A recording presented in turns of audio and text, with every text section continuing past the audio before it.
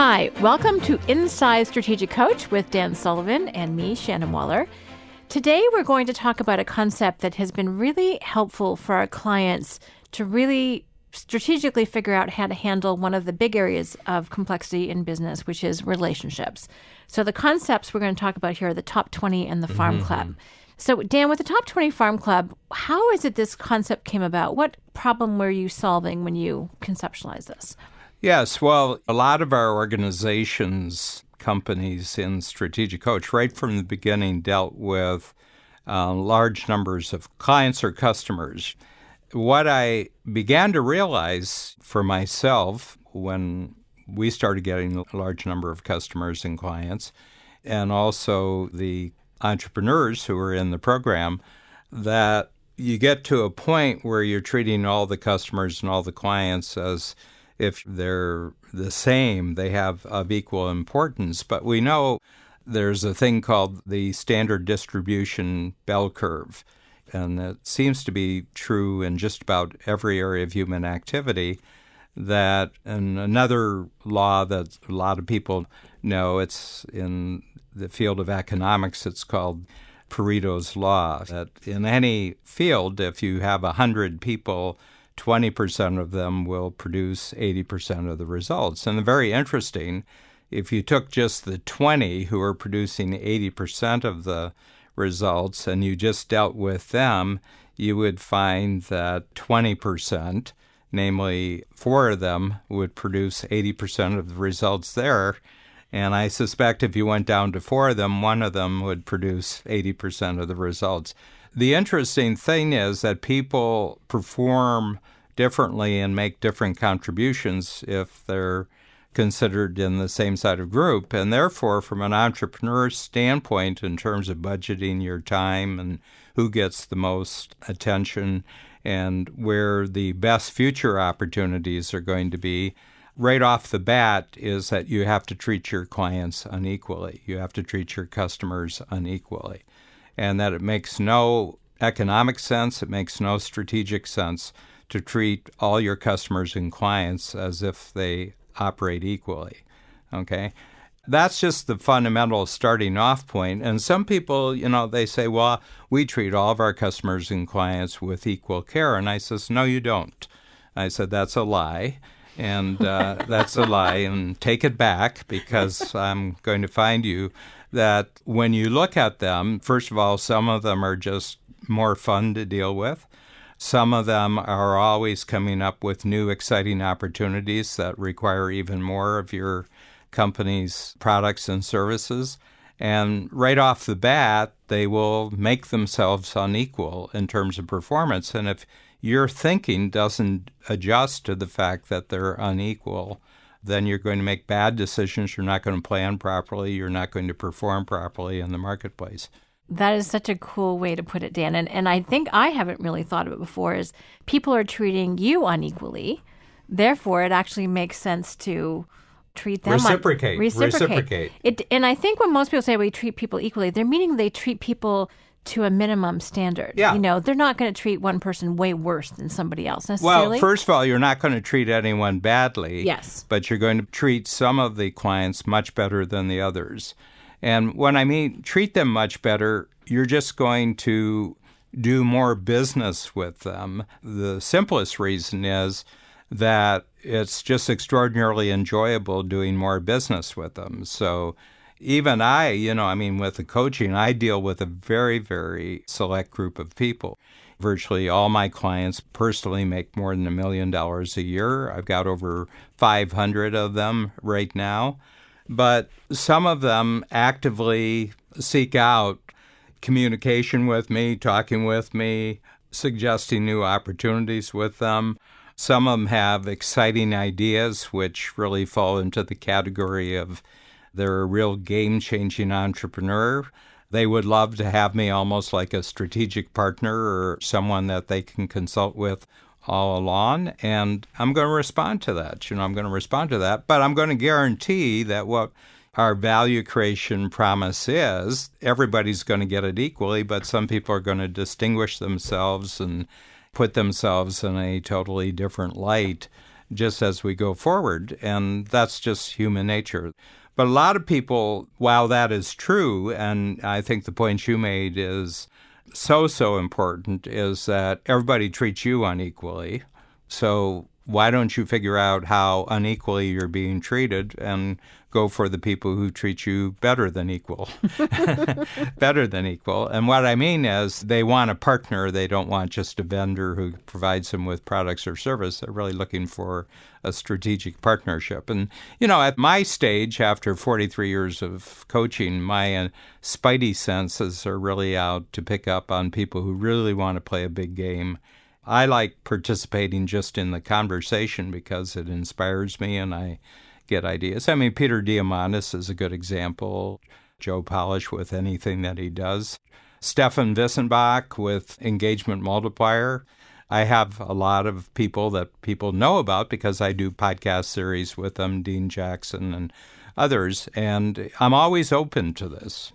We have so many entrepreneurs who are just extraordinary innovators, and I'm just fascinated. I mean, this is my life. I just thrive when I'm in conversation with people who are just doing new, inventive, different, and better things in the marketplace. I love this. I mean, it's one of my big rewards. I get paid well, but my big reward is just where people are using strategic coach concepts to multiply themselves, to actually turn themselves, transform themselves into extraordinarily different, more valuable companies in their marketplace and have a transformative effect on their marketplace. I mean, that's my real reward. So how do you make sense of this and how do you keep track of it? 25, 30 years ago, we came up with the concept of the top 20 in the Farm Club.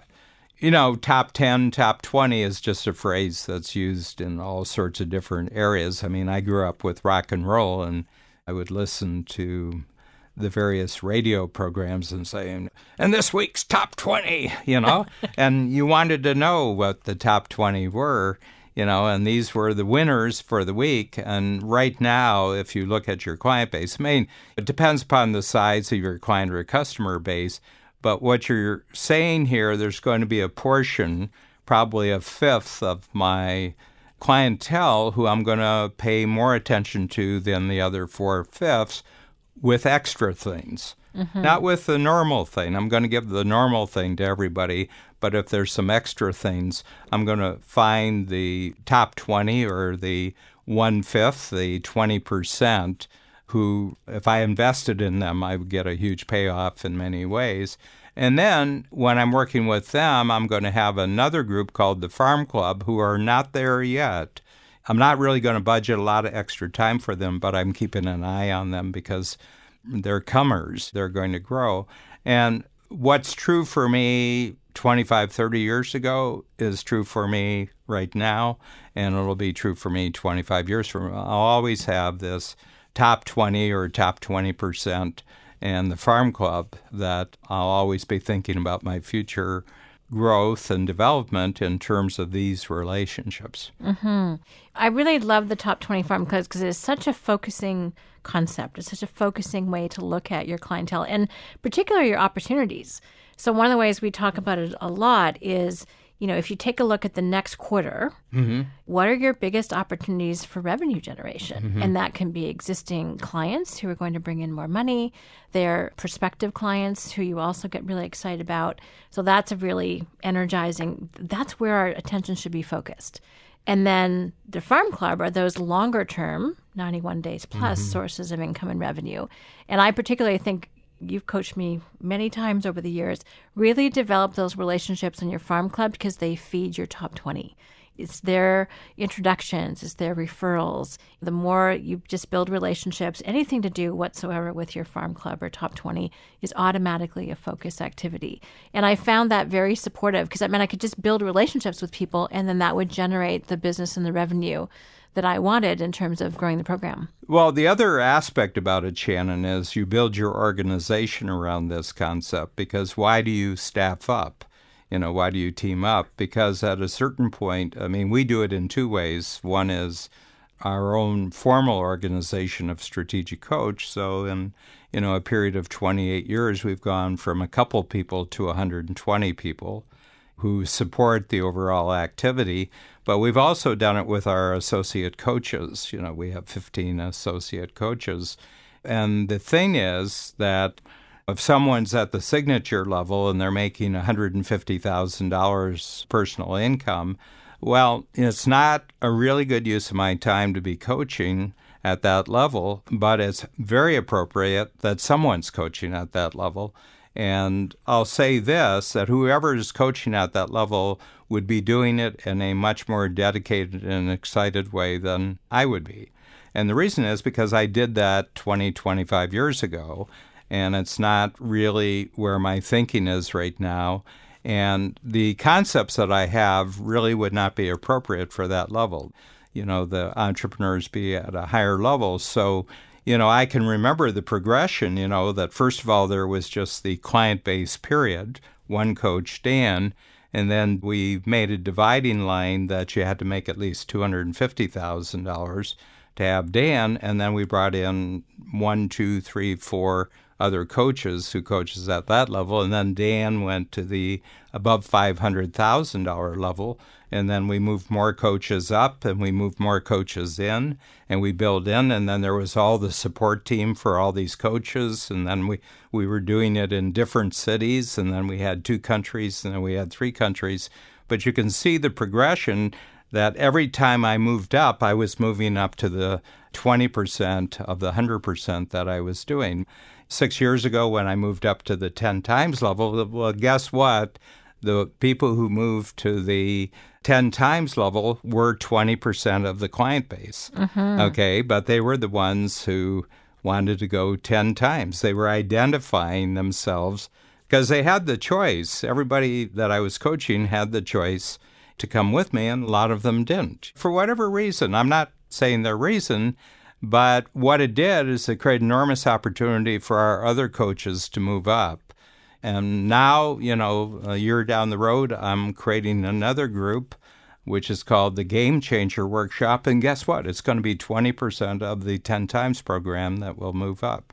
So this is really tied closely to what we talked about in our last podcast then, which is your largest check. Yes. So really, in terms of everyone generating their next largest check, it's going to be based on the top 20% of your clientele. One other tact I'd like to take with this, Dan, and this is a little bit, if you look at our strategic coach model, sometimes people can actually figure out how to treat those clientele even better is by bundling them together. Mm-hmm. You did that when you went from a one-on-one coach to being a group, mm-hmm. In a workshop program. And some of our clients, I can think of some dentists actually who were getting overwhelmed by the number of people that they had, but then they looked at their cosmetic clients.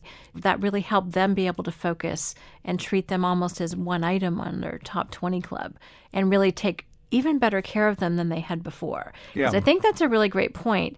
Depending on your level of capability and confidence, as we talked about last time, you have to figure out, are you going to be paying the best attention to them?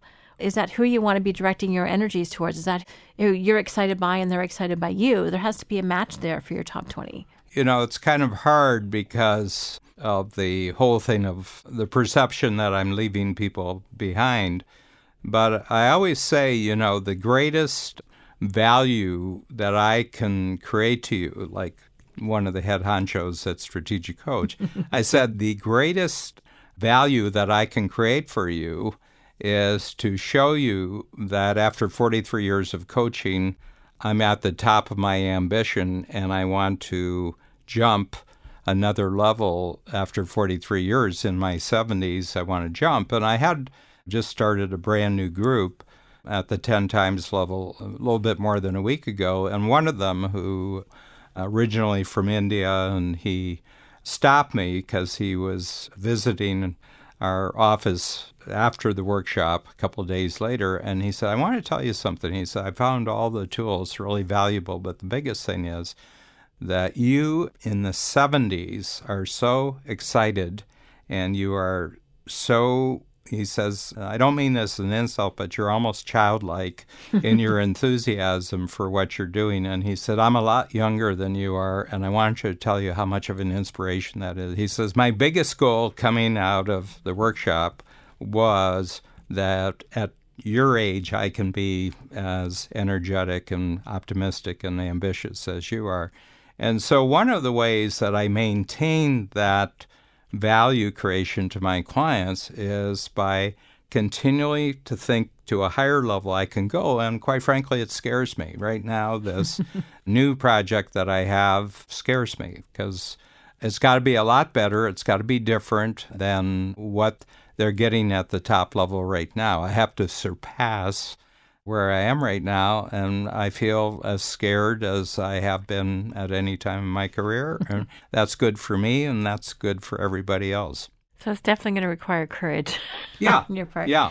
And I think that's a really interesting point. And I've heard a lot of clients tell me that your enthusiasm and excitement, and it's clear you're not worn down by what you do. You're not burnt out. You're not tired in any way, shape, or form. And you're much more energetic and excited than a lot of people 30 years younger. And they go, oh, I have some work to do after they see you in action.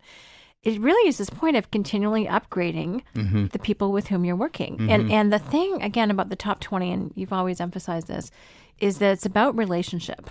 You know, in terms of largest check, which we talked about in the last podcast, it's someone who writes the check. There's someone whose name is on there. There's most of the time, or there's something that represents that.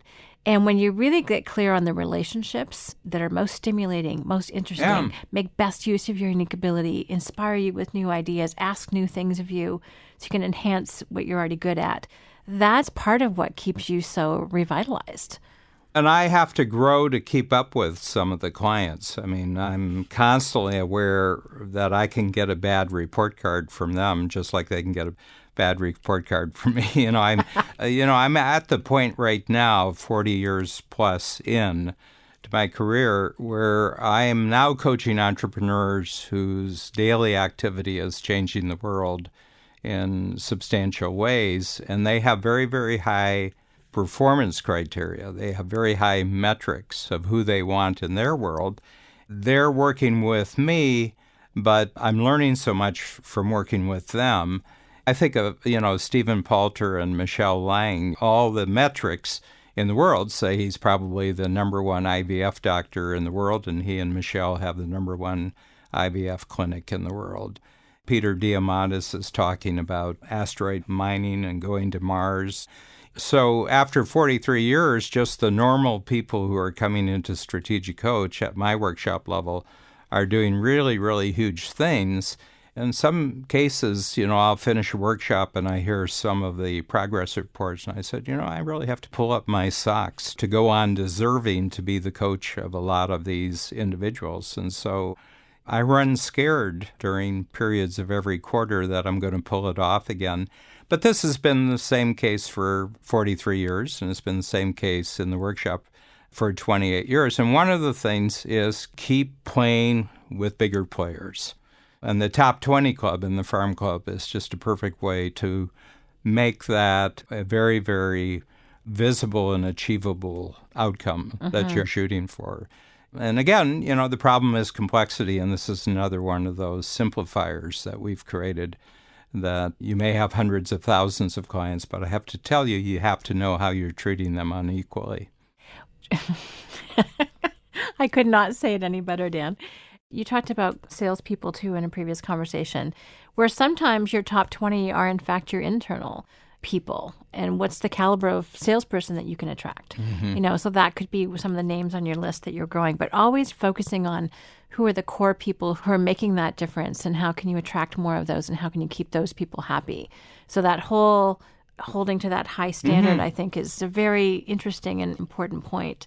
Great. So just to wrap up this conversation, how would you coach people to take action on figuring out their own top 20 in Farm Club? I would say that you just take the total number of your clientele and you just arbitrarily say who are the top 20%, who are the bottom 80%. And if you compare that to actual money in, you'll find out that probably the top 20%, whether it's 4 out of 20, or whether it's 20 out of 100, or whether it's 200 out of 1,000, they're responsible for all your profits. And once you get below 20%, you're probably paying to actually do business with the rest of them. And that's one first indicator why these people deserve more than great treatment. They deserve extraordinary treatment. It's a shock to most people when they do that. I said, you've got a few of the clientele who are paying the bills, and everybody else, it's actually costing you money to work with them. And just telling the truth right off the bat about what's what immediately clarifies your mind of who you want to clone. In other words, that if you could clone any of your existing clients, I have to tell you very few people below the 20% line would make the cut, and probably the vast majority above the line would make the cut. And I think you also want to structure your business not on your whole clientele, but really on those top 20, because they can generate more people like them. Yeah, that's the growth company. So if you look at your entire client base as there's what I would call the critical mass company. In other words, that if you're a $20 million company, you have more critical mass than if you're a $2 million company. But it doesn't tell the whole story that in your 20 million, there's a number of individuals who are, first of all, they represent a greater impact in the present, but they promise a much more multiplied impact in the future. And your job as the head entrepreneur is to direct most of your attention to where the growth clients are, and then organize in such a way to take care of everybody else in the highest possible way if it's worth it to you. So you got to make decisions all the time of who gets to play with you. Who's in your sandbox? That's great. Dan, thank you very much. This feels like a new take on the Top 20 Farm Club, which is one of our concepts that's been around for a long time. So I really appreciate the refreshed perspective. For everyone listening, if you want, please subscribe on iTunes. And also, if you want to hear more podcasts with Dan and some of the other favorite people that you have, or if you want to hear the Team Success podcast, visit us at strategicpodcasts.com. Again, that's strategicpodcasts.com. Thanks for listening.